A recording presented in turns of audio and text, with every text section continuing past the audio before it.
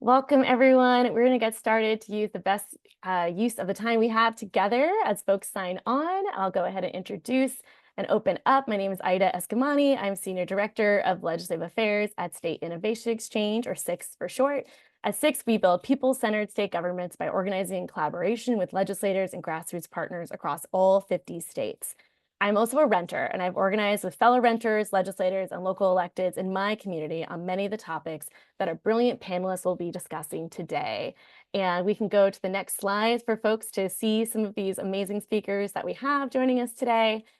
And we have representatives from over 25 states in today's call. I see that many of our participants are already starting to introduce themselves, so please go ahead and introduce yourself in the chat with your name, your position or your organization, and your location.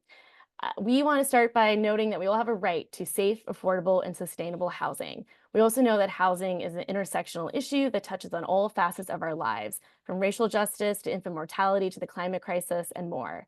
Yet, renters in all states face skyrocketing costs and unfair evictions, while unchecked corporate landlords and private equity firms consolidate housing supply and price gouge working families. These corporate actors dominate the policy landscape, often through trade associations like the Apartment Association, realtors, home builders, chambers of commerce, and many more, while policy decisions affecting renters are often made without renters at the table. Corporate-backed solutions are generally build, build, build through developer subsidies and incentives and other forms of corporate giveaways, but we know that we must go beyond supply-side strategies to ensure we're not simply building more unaffordable housing and rewarding the same bad actors responsible for the housing crisis with more of our public dollars.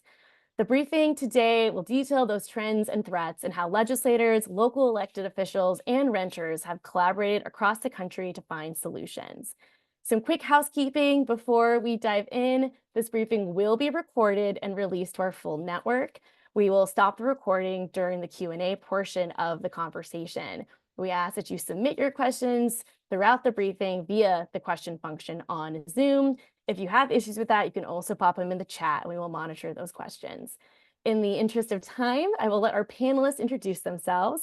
We're so excited to have everyone here joining us. And with that, I will pass the mic to Deanna Pennington of our dear partners at Local Progress. Hey everyone, I'm Deanna Pennington, Program Director at Local Progress and Local Progress Impact Lab. We're a network of more than 1,500 local electeds across 48 states. And the Impact Lab brings together local leaders, partners, and experts to build the knowledge, skills, and leadership needed to advance racial and economic justice at the local level. We support local electeds across the housing continuum, from leading with housing first approaches in responding to homelessness, to establishing tenant protections, to generating new models of affordable housing. And as Ida said, we know the problems: the drastically rising rents, the lack of affordable housing that results in displacement, homelessness, and community instability. And we know we have a long way to go, but I want to share what we are seeing in terms of policy action. And so much of this action is driven by local elected leaders working in close partnership with state elected leaders. Right now, there's an ongoing effort across cities in New York to adopt good cause protections so that residents who pay their rent can't be unfairly evicted. It's a smart protection against displacement in our communities, and this effort comes as a result of years of organizing among tenants, local electeds, and state leaders. A few years ago, a group of landlords sued the city of Albany after they passed good cause, arguing this protection could only be enacted at the state level. And while the local policy was struck down by the courts, the state legislator was able to create a local pathway. So now local governments are moving to adopt good cause. And so far, we have 6 localities that have adopted it, and many more that are interested. And as Jordan and Pat will share, our housing is increasingly controlled by corporate actors who are using technology to price fix our homes and neighborhoods. But in the last year, we are seeing leaders at every level of government take action on this issue: the Department of Justice, state attorneys general, and local governments. And lastly, the boldest transformative strategy that we are seeing emerge is social housing. Recognizing the limitations of supply-side interventions like LIHTC and subsidizing private development, local and state governments are re-envisioning housing development and ownership. Montgomery County, Atlanta, Seattle, Chicago are pursuing strategies that create housing that is permanently affordable, and there are proposals in New York and California state as well. Many of these proposals have been shaped by tenants and including strong protections for residents to steward the design and management of these developments, Scaled up, social housing offers an alternative vision for our communities that prioritizes stability over profit. And we know it will take every action.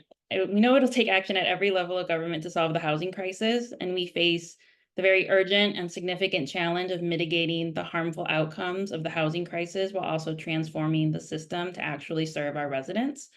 Um, the current set of tools has never met the needs of our whole community, and so we can increase funding and incentivize more housing, but we need to build the power with tenants and those most impacted to create new tools and build a better system.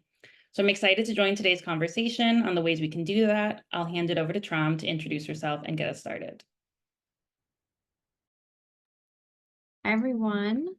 Great to see you today, or at least see your names in the participant list. My name's Tram Huang. I'm a senior associate on the PolicyLink housing team. We're a research and policy advocacy organization that's focused on racial and economic justice. We're based in Oakland, California, and I am based in the Twin Cities. First, want to thank Ida and Six folks for inviting me to join and share more about our work and how we can be a resource for you all as progressive legislators. It's really great to be here with partners that we work with really closely, such as Local Progress and HouseUs. So the concept that I want all of you to walk away with today is that community organizing, but especially tenant organizing, is fueling the housing justice movement and making local, state, and federal wins possible. I say this as someone who went to school to be an urban planner and quickly post-graduation made a pivot back to advocacy, where I now support grassroots campaigns that have been winning tenant protections across the country. This is not to say that your role isn't important, right? Because it is also critical to advancing housing justice, but I want you to think of yourself as one half of an inside-outside strategy that relies on a constant push and pull of demands, negotiations, strategic dances, that stewards the movement that organizers are leading. So if you're an organizer who is now an elected, you understand that. That's probably the way that you move through your political landscape. And if you aren't someone who has had organizing experience, I hope you start to think of your role a little bit differently so that we can all be more powerful in the positions that we hold. Lovely seeing in the chat that folks have community organizing experience. So from my view at PolicyLink, I am supporting dozens of local and state campaigns that are led by organizers to win various tenant protections. So there's a lot to cover on the housing crisis. I think that Ida did a great job of summarizing kind of what we're facing. Deanna named a lot of the policies that we're focusing on and supporting folks at the local level. And I also want to uplift some resources and tools for you all as you start to figure out, is this policy going to work for me? How do I make it work for my state? How do I support the movements that are leading in where I live? So first I'll go over some policies that we've seen emerge, and then I'll share some resources and to just touch on a few case studies of how we have worked to support folks. So the way that I like to think about policies is putting them in a few different buckets. I think those buckets are constantly changing, but for this week, this month, this day, the way I'm seeing it is one being anti-displacement and tenant protection policies. So things that help keep people in place or at least give them more autonomy when their housing futures change. So anti-displacement and tenant protection policies. The second is community ownership or decommodification policies. And Deanna touched on that with social housing. And third is kind of this overall framework of repair, which we talk about at PolicyLink as reparative spatial futures. So I'll say more about that. But in terms of anti-displacement policies, as you all know, as private sector actions and government decisions and climate change continue to make it harder for people to maintain stable housing, we need to advance policies that help people stay in place, or if their housing conditions are going to change, give them more autonomy, choice, and power over their housing futures. So I will share a resource in the chat that has links to toolkits on all of these, but I just want to do a quick run through. Eviction records and tenant screening protections are huge. Just because housing is across the street from me doesn't mean that I can access it as a renter. I might have an eviction history. I might have a bad credit score. I might have a criminal record. All of these things can prevent me from access maybe the abundance of housing that is around me if I'm lucky enough to be in a neighborhood that has that. Just cause tenant protections are another huge one. I'm glad Deanna touched on that, so I won't say too much more. Rent stabilization, I think we're at a really powerful moment in time where more states and cities than ever are talking about it, and we need to leverage this moment. Right to counsel for tenants. This is a little bit more of a, kind of crisis management, but there are interventions that are possible when when renters receive an eviction filing, and there are ways that we can intervene in that process to keep them stably housed. Rental registries are another tool. I think this is great for folks who maybe live in places where you don't see a political future in the near future that allows you to advance really strong tenant protections, but rental registries give you a way to collect data to make the case for future policies. And so the second category I'll touch on is community ownership and social housing. So as Deanna touched upon, building more housing is not enough, right? We also have to be intentional about who is building the housing, who has control over it, who benefits from that housing, and how do we make sure that the housing we produce does not enter this private market in which tenants are being extracted from, in which, ownership and affordability terms are short and revert back to market rate. How do we make sure our investments as public entities go towards permanent public good? So a few tools that I encourage folks to look at are community land trust, tenant opportunity or community opportunity to purchase policies, and social housing, which I'll have a few resources on all of those things. But together, those are strategies where we can start to remove land from the speculative market and encourage shared equity ownership strategies to ensure long-term affordability, but more importantly, long-term stability for folks. And then there's like a defensive and offensive strategy, right? I think of social housing as we are producing or preserving housing, how do we create a larger and larger pool of housing that is outside of the speculative market? And then there are preservation policies like TOPA and COPA, or tenant opportunity to purchase, that help us when a building goes onto the market for sale. How do we get nonprofit affordable housing developers, and how do we get tenants themselves to purchase those buildings and start to govern those buildings in a way that is more values aligned, more community aligned?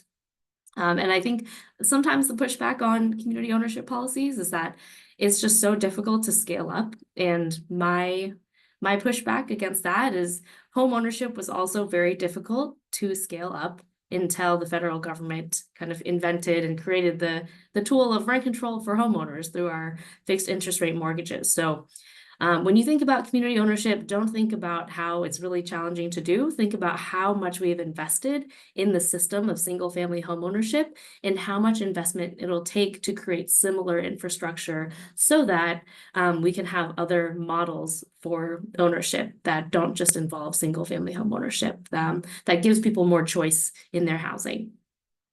And then the last thing I'll touch on is spatial reparative justice, which is an idea at PolicyLink that we can reimagine and reshape spaces for historically marginalized communities so that they can reclaim land and achieve restitution for the impacts of racist policies. But it's not just about redistributing land and housing. It's doing so in a way that fosters healing across communities, growth within those communities, and neighborhood well-being. So, one tangible example is, how do we support a Black neighborhood in leveraging the economic development that comes with transit line expansion, while also repairing the harms of the past by investing in Black ownership and community and economic development, relinquishing power from the typical players and ensuring that community members who have been historically and currently silenced in planning decisions actually get to be a part of meaningful decisions.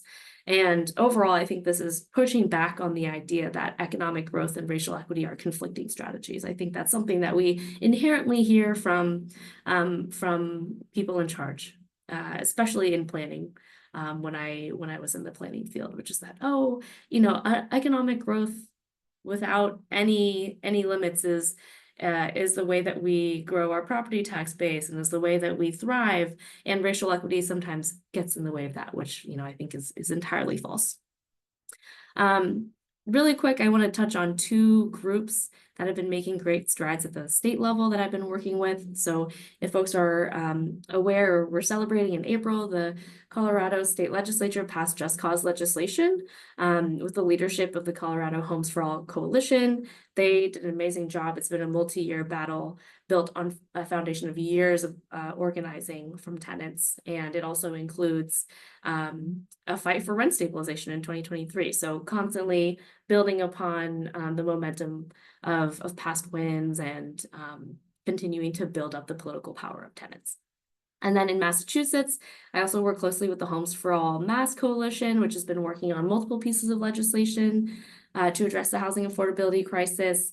One is a statewide tenant opportunity to purchase law that was so close to passing this year. And then also a few variations of rent stabilization related laws that would offer rent relief to hundreds of thousands of renters. So these are multi-year battles.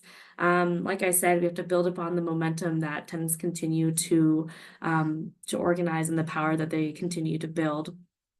And these statewide coalitions are really key in setting our housing agendas because their rootedness in tenant experiences and community change, the way that our communities are changing on the ground, bring policy ideas to legislators. They oftentimes work with legal partners, some of whom I see on the call today, like Community Justice Project, who can provide policy and legal analysis to make these policies possible. So my role with these groups varies, and my role with you all can vary, right? I'm happy to be behind the scenes, sharing research, sharing data, sharing talking points, talking narrative strategy. I'm happy to be presenting at committee hearings if you need a voice or a national org to talk about this issue. I can provide narrative and policy trainings to coalition groups. My role is kind of across the board in supporting you all in advancing housing justice agendas. So with that, I am going to put a resource in the chat for you all to check out. There's some policy resources on all the things that I mentioned, and it also has my contact information in case you want to reach out. And with that, I believe I'm passing the torch over to Pat.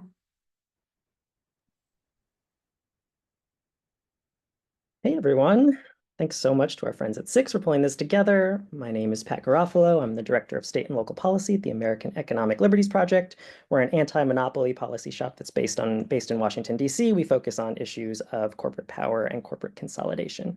So earlier this year, we released a joint brief with our friends at Local Progress explaining that there's a new culprit in the housing crisis, rent-setting software algorithms, or as we call it for very short, rent fixing. Now, rent fixing is what it sounds like.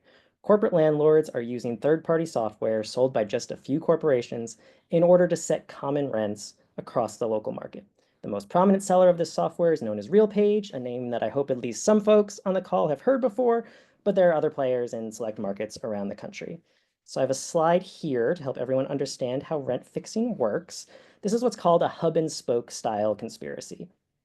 Landlords across a local market are sharing their private data regarding their rental properties, including current rents, available square footage, vacancy levels, you name it. They're the spokes around the outside, and they're feeding all of that data into the centralized hub. Third-party price setters are using that private data alongside other publicly available data sets to recommend rent and occupancy levels that maximize not just the individual landlord's revenue, but revenue across all clients in the market. They're the hub holding the cartel together, even in the absence, and this is really important, of direct communication between the spokes. So everyone in the spokes is feeding all of their data into the hub in the cartel, which is then spitting out recommended rents and other items having to do with housing, which I'll get into. So the result here is inflated rents, artificially constrained housing supply, and higher profits for corporate landlords and RealPage and other players in the market alike. Now, there are a couple of harms to be really clear about here. This software is meant to short circuit competition. We are throwing Econ 101 right out the window here.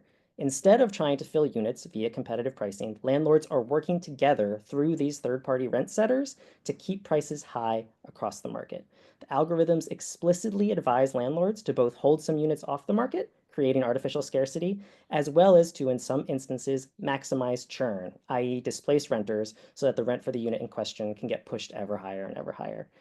As one of the creators of this software put it, quote, "If you have idiots undervaluing, it costs the whole system," end quote. So the entire point here, the entire point of this hub at the center of the cartel is coordinating pricing to maximize rents across the market. Now, what does that mean in the real world? Well, the Arizona Attorney General, in a lawsuit against RealPage, and I'm seeing some talk about these cases in the chat. I'm going to come back to the legal state of play in a minute because it's really important and exciting. But the Arizona Attorney General alleged in her case that RealPage alone is responsible for 12% and 13% rent increases in Phoenix and Tucson, respectively. So these third-party software platforms, the hub of the conspiracy, make this work by enforcing participation. If you want to benefit from other landlords' data, you have to share your own. And deviating from recommended rents is really difficult. And this is a really important part of how this whole scheme works.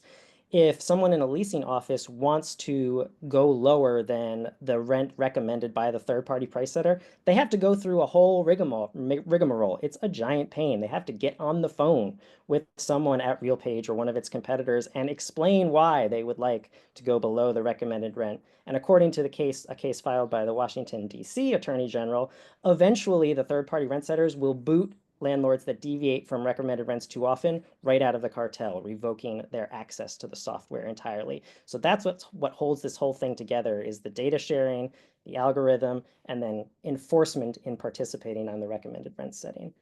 Now, I want to point out here, it's really easy to get caught up and talk about algorithms and AI and whatever. This all sounds fancy and intimidating and like new technology.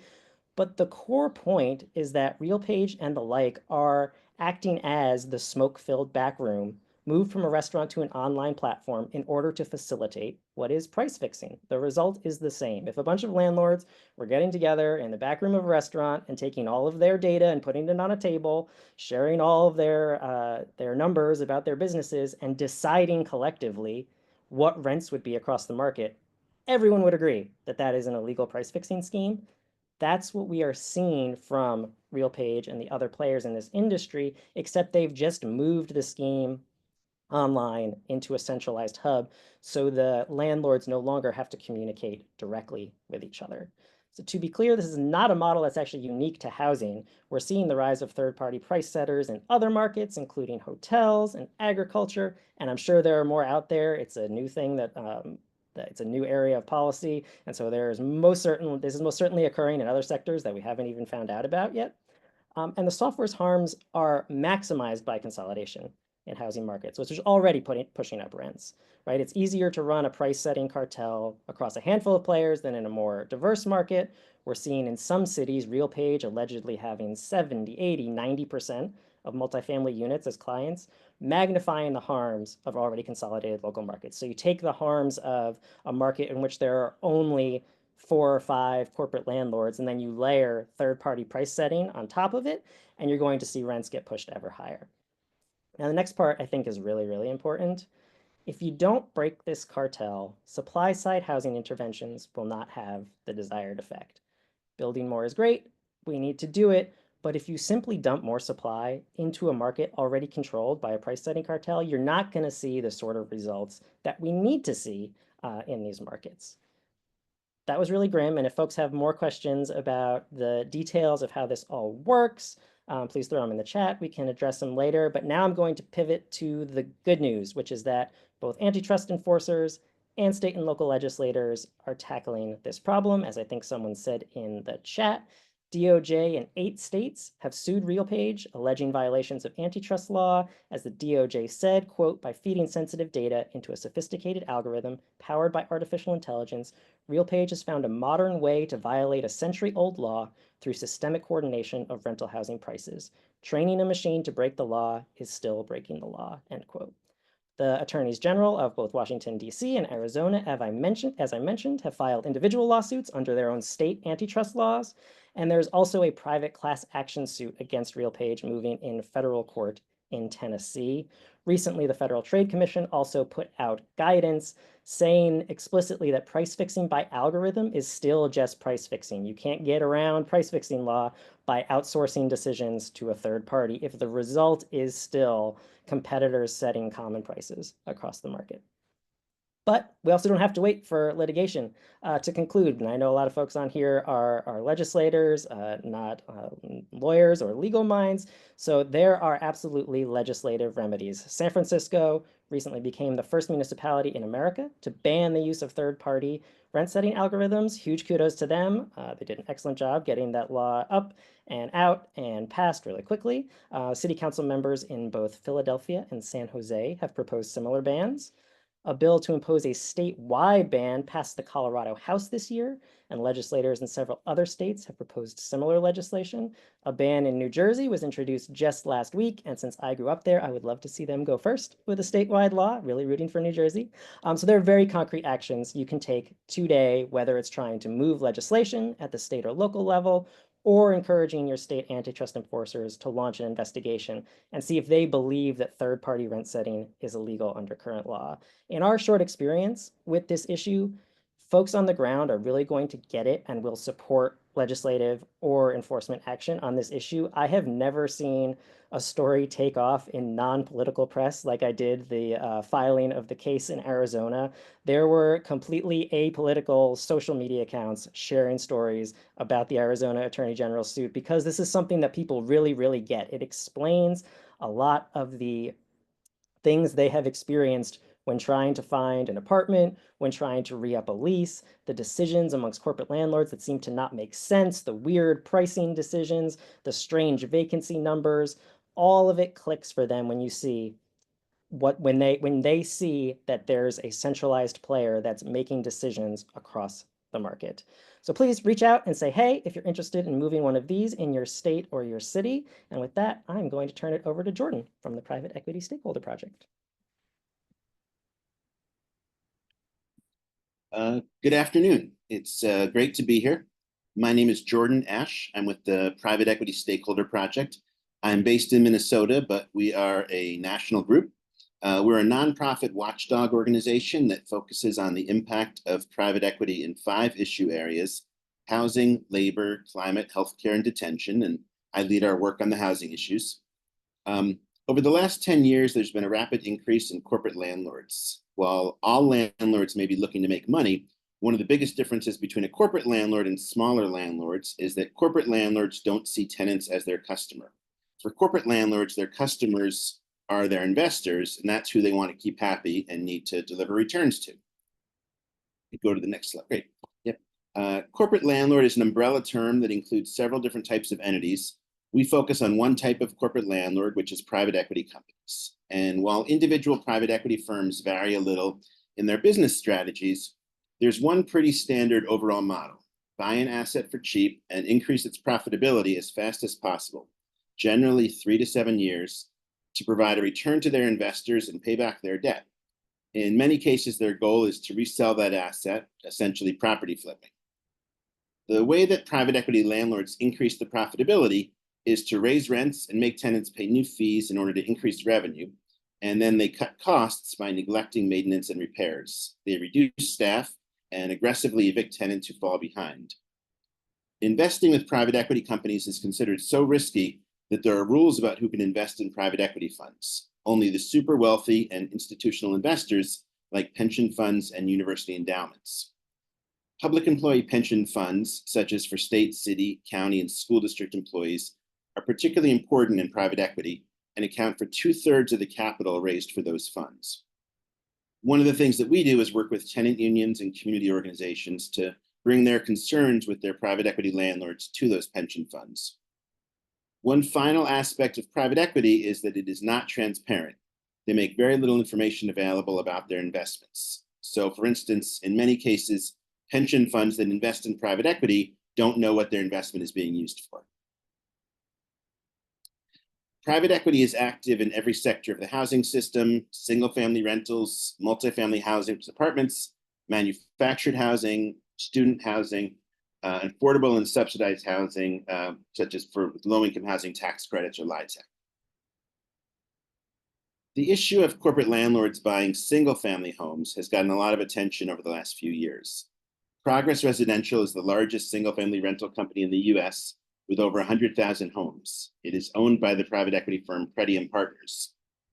Single-family rental companies have been criticized for squeezing out would-be homebuyers, and we can see why by looking at Progress's business model. Within 15 minutes of a home coming on the market, the company's computerized property search algorithm can assess whether it should be considered for acquisition, and Progress can make a cash offer within 2 hours of the listing. At one point, Progress was buying 2,000 houses a month. The second largest single-family rental company, Invitation Homes, was started by the private equity giant Blackstone in 2012. They quickly amassed 80,000 single-family homes. Blackstone took Invitation Homes public, selling shares in the company, and by 2019, Blackstone had sold off its remaining stake in the company and netted $7 billion. That's billion with a B. 2 years after getting out of the single-family rental business, Blackstone jumped back in, and in 2021 bought Home Partners of America, and earlier this year added another single-family company, Tricon Residential. Blackstone, which is the largest private equity firm in the world, is now the largest landlord in the US, with approximately 350,000 total units in multifamily, student, affordable, single-family, and manufactured housing. During the pandemic, Blackstone went on an aggressive buying spree and has acquired over 200,000 units just since 2020. Blackstone now owns almost 3 times more units than the next largest landlord, Greystar, which is also a private equity company. Blackstone is not usually cited as the largest landlord in the country, though, because it does not report its figures to the National Multifamily Housing Council, which is the most common source for this. Blackstone also spends a lot of money to ensure that it can charge high rents.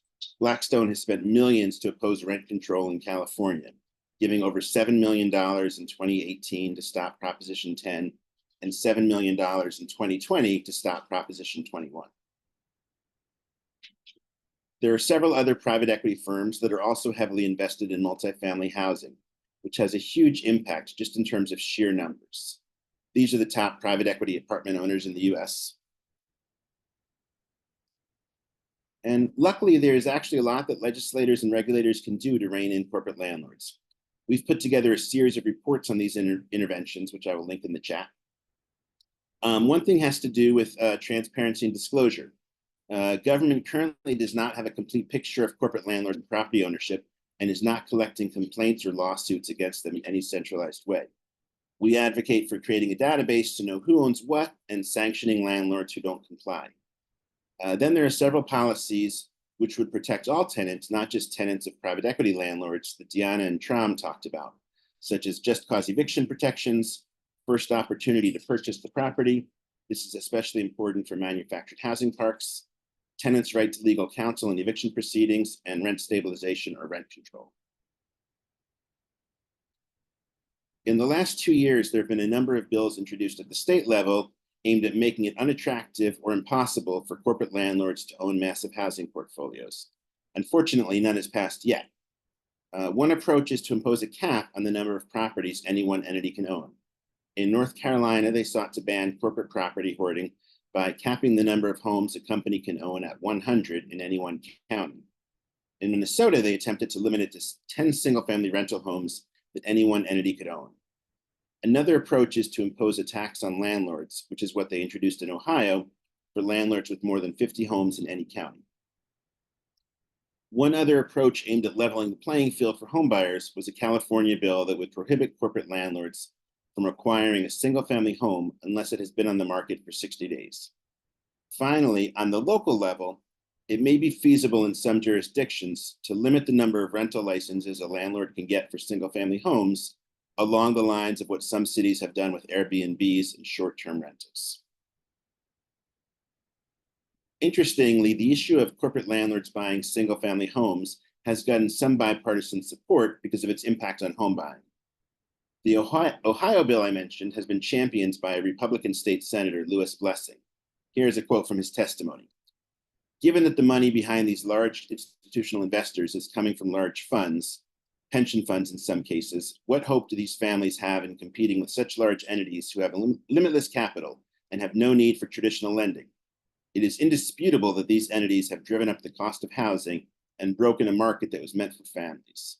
Simply put, families should not have to compete against hedge and pension funds for a basic necessity like housing.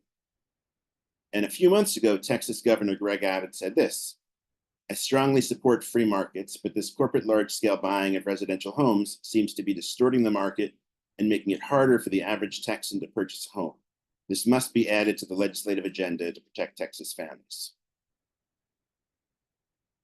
I mentioned that private equity relies heavily on investments from public employee pension funds, and I wanted to show an example of that.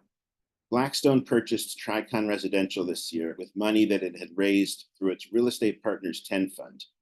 And you can see here just some of the pension funds that were invested in this fund. And for most of these pension funds, this is just one of multiple large investments they have made in Blackstone. As an example, you can see the investments that CalSTRS, the California State Teachers Retirement System, has made in Blackstone real estate funds. This is just real estate. There's other funds too of Blackstone that CalSTRS has invested in, but just they've made 6 separate investments totaling over $1.5 billion since 2011 in Blackstone's real estate funds.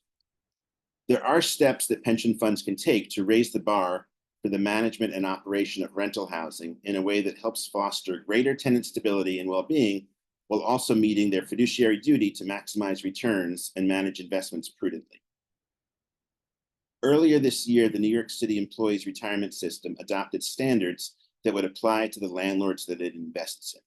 This was led by New York City Comptroller Brad Lander, who was previously a tenant organizer. Some of the standards in the policy are limiting rent increases on renewals of existing leases to no more than the 12-month change in the Consumer Price Index plus 5%, that leases must not include hidden fees or other unfair or deceptive practices, committing to neutrality in tenant organizing, and keeping property up to habitability standards. Additionally, there's a set of required public disclosures that are designed to increase transparency, including rents for each property, code violations, and the average time to resolve maintenance requests, tenant exits by reason for move, and the eviction filing rate.